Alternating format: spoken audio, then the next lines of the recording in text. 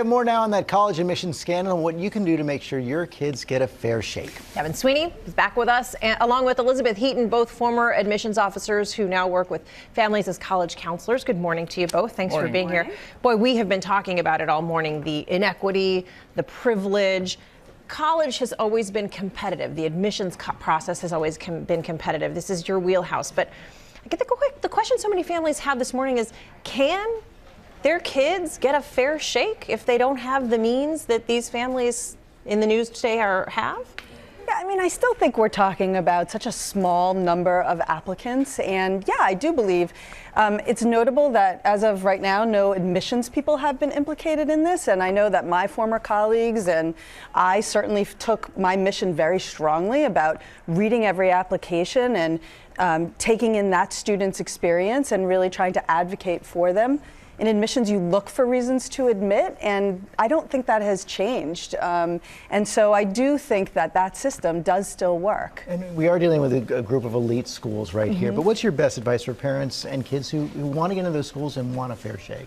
Unfortunately, I think that the truth is sort of annoying, which is be yourself. And present your best, most authentic version of that self as you can in the application process. Unfortunately, I think there are a lot of people who are, 17, 18 years old that aren't really sure who they are and what that authentic version of themselves is.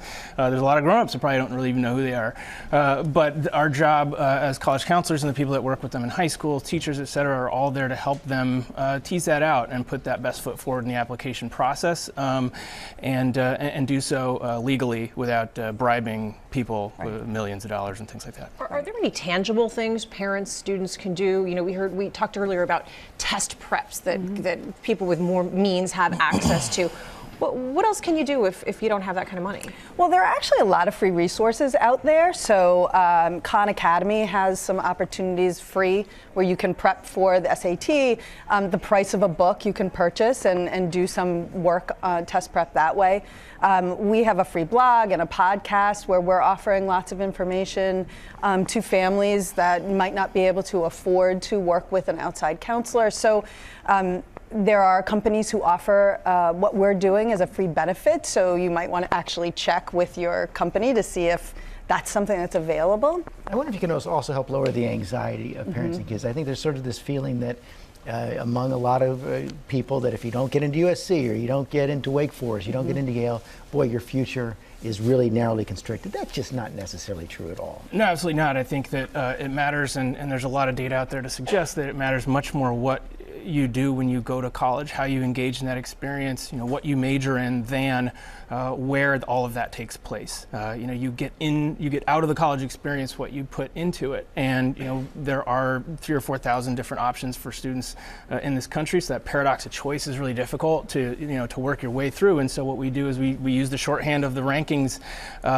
list to sort of say, well, those are good, and everything below that is bad. And I would challenge everybody to sort of reimagine what good school means. I think students, unfortunately, you're going to run into your parents' friends in the grocery store, and they're going to ask you, where are you going to college? And you're going to roll your eyes, and then you're going to rattle off the list of schools of where you're going to go to college, and they're going to go, oh, that's really good. That's a good school. I hear that's a good school. And I think what you guys should do is turn back on them and say, well, how do you know? And I think you're going to see some shocked looks on their face because that's a really hard question to answer. I think as a society, we have a really hard time answering that question. So we just ask that families do their due diligence, right? The best school for you. Yeah, exactly, the best fit. And to your point, it's having a balanced list, not always just wanting the schools that don't want you. I don't know what that is about us as a society, that we want the club that doesn't want us to join, right? And you don't want to embrace the schools that might be really wanting to embrace you. Good place to end on.